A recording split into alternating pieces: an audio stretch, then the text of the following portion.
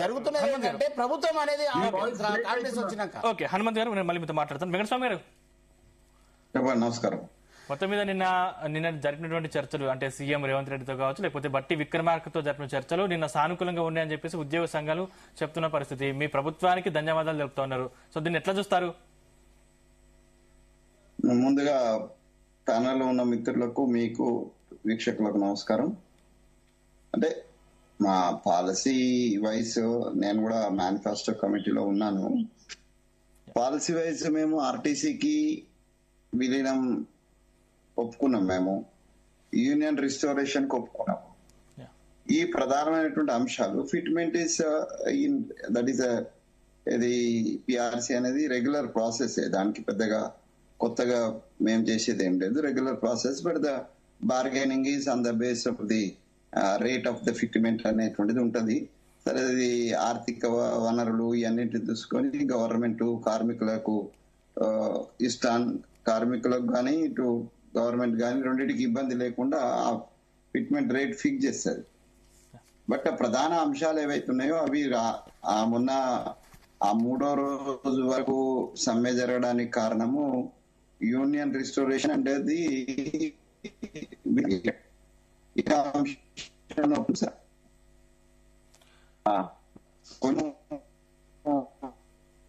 వెంకటస్వామి గారు కొంచెం signal issue ఉంది మీ దగ్గర. అన్న వాయిస్ క్లియర్ గా లేదన్న. వాయిస్ క్లియర్ గా లేదు వెంకటస్వామి గారు. హలో, లేదు క్లియర్ లేదు, క్లియర్ రావట్లేదు క్లియర్ గా లేదు వెంకటస్వామి గారు. సిగ్నల్ రావట్లేదన్న. ఓకే, ఇప్పుడు మాట్లాడండి వెంకటస్వామి గారు. మేము ఒక రోజు అయితే మేము చింతిస్తున్నది ఏంటంటే, ఒక రోజు శంకర్ గౌడ్ గారు తొందరపడి పాపం ప్రాణ త్యాగాలు అయినాయి. సరే, వారి త్యాగానికి డెఫినెట్ గా వారి త్యాగం వృధా పోదు, కార్మికులకు అది ఉపయోగపడుతుంది. వారికి నివాళి మరొకసారి అర్పిస్తున్నా. ఆయన మా ఊరు ఆయననే, మా బంధువు కూడా అవుతాడు. సో వారికి సంబంధించి అయితే ఎక్స్గ్రేషియో ఇవన్నీ కూడా మేము సరే తాత్కాలికంగా అప్పటికప్పుడు 10 లక్షలు ప్రకటించారు. మా ఎమ్మెల్యే గారు కూడా ఒక 5 లక్షలు ప్రకటించినారు. వాళ్ళకు ఉద్యోగము తర్వాత ఇల్లు అనేటువంటిది తప్పనిసరి చేస్తాము.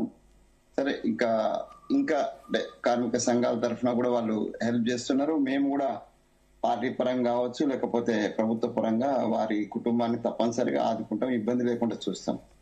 నేనేమంటే మేము ఫ్రెండ్లీ అంటే ఎంప్లాయీ ఫ్రెండ్లీ గవర్నమెంట్ నడపాలనుకుంటున్నాం. ప్రజాపాలనలో భాగంగా ఎంప్లాయీ ఫ్రెండ్లీగానే ఉండాలి. కేసీఆర్ కూడా ఈ మాట పదే చెప్పినాడు, కానీ ఆచరణకు వచ్చేసరి ఆయన ఓంకరింపులు, బెదిరింపులు, దానికి కారణంగా 48 మెంబర్స్, నాకున్న 46 or 48 మెంబర్స్ ఆ సమ్మెకాలంలో చనిపోయినట్టుగా గుర్తుంది. ఇలా 38 మెంబర్స్ ఎంతండి? 38 సో 38 మెంబర్స్ ను మింగేసి ఇలా నర్సారెడ్డి చెప్పేటువంటి నీతులన్నీ ఇవన్నీ కూడా ఆశ్చర్యానికి అవుతున్నాయి. సరే, వారి పార్టీ కాబట్టి వారు సమర్థించుకుంటూ మాట్లాడతారు, దానికి ఏమంటలేను.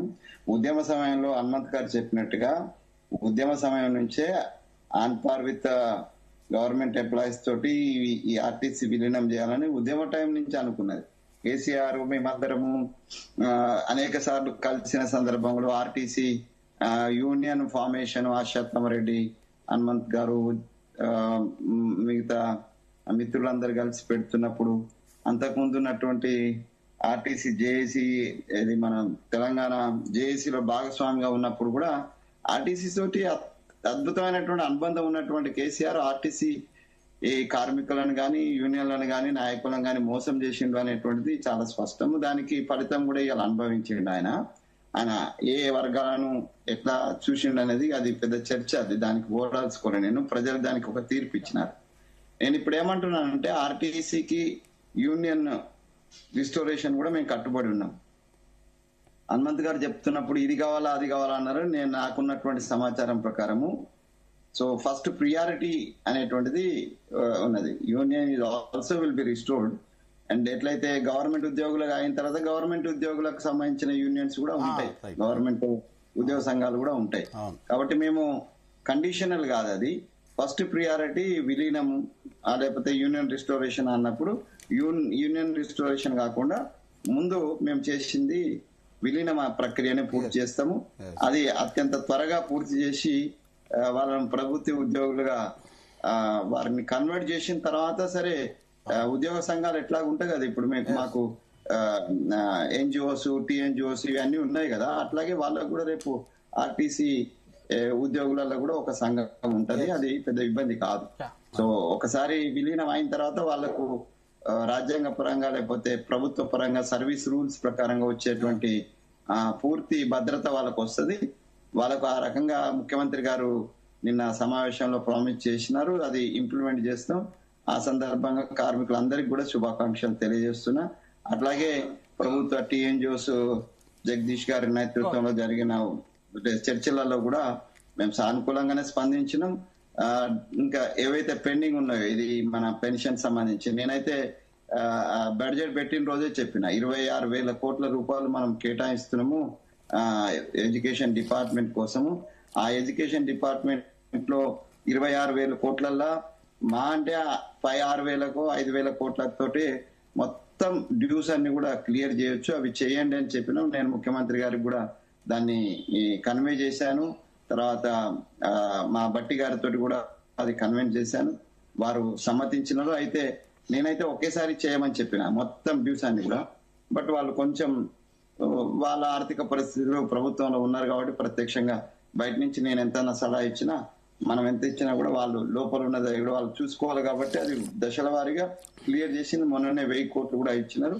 సో అది విత్ ఇన్ షార్ట్ పీరియడ్ లో ఉద్యోగస్తుల యొక్క పెన్షన్స్ సంబంధించిన ఇవన్నీ కూడా క్లియర్ అయిపోతాయి. డిఏలు కూడా క్లియర్ అయిపోతాయి. ఒక్కొక్కటికి ఆర్థిక పరిస్థితి కొంచెం దెబ్బతిని ఉంది రాష్ట్రాన్ని అనేది మేము ముందే చెప్పాము. సో అది పుంజుకోవడం జరుగుతుంది. సో దాని నుంచి కొంచెం ఆలస్యమైన మాట వాస్తవం. ఆలస్యాన్ని క్షమించమని కోరుతున్నాం ప్రభుత్వం పక్షాన. డెఫినెట్ గా మేము ఏవైతే మేనిఫెస్టోలో పెట్టినామో, ఏదైతే మేము సోనియా గాంధీ సమక్షంలో ఏదైతే 6 గ్యారంటీల పేరుతోటి మేము ఏదైతే ప్రామిసెస్ చేసినామో అవన్నీ కూడా మేము ఫుల్ఫిల్ చేసుకుంటూ వెళ్తున్నాం. ఫుల్ఫిల్ చేస్తాము.